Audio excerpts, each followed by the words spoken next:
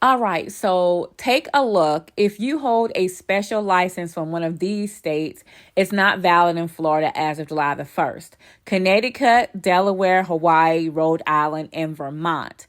Now, Florida says they're not valid because these 5 states will issue these licenses to undocumented immigrants. So it'll say not for federal identification, or it may say driving with special privileges, not a real ID.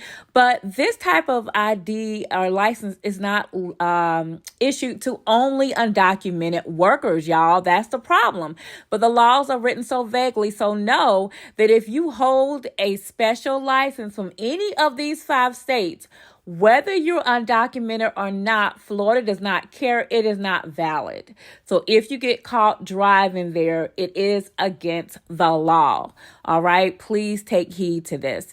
Of course, this is them cracking down on undocumented immigration in Florida, and they have a whole host of laws that went into effect on July the 1st, and they're really hitting home on undocumented workers. You guys have seen it all over the internet.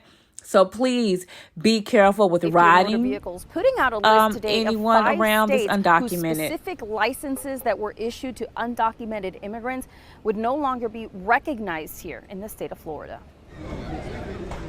On July 1st, nearly 200 laws went into effect in Florida, including some of the strictest immigration laws in the country. It's no secret Governor Ron DeSantis and the Republican majority legislature have made immigration a top priority, from orchestrating migrant trips to so-called sanctuary cities to new legislation, including the invalidation of out-of-state driver's licenses issued to undocumented immigrants. Today, the Florida Department of Highway Safety and Motor Vehicles put out a list of 5 states and the specific types of licenses that are invalid.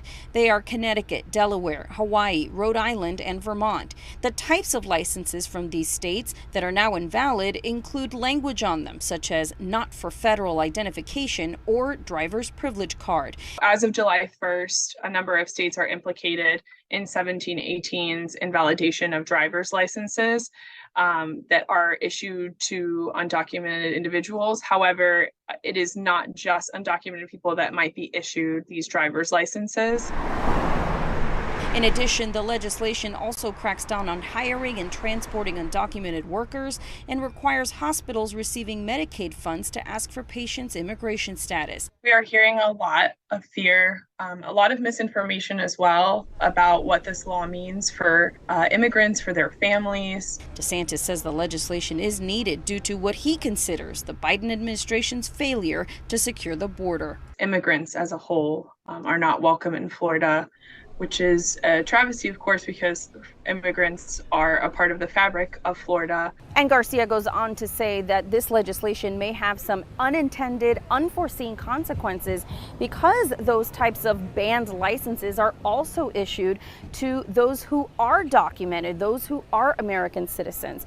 She says that the legislation is written vaguely, and thus it is hard to predict exactly what the effects of this legislation could be.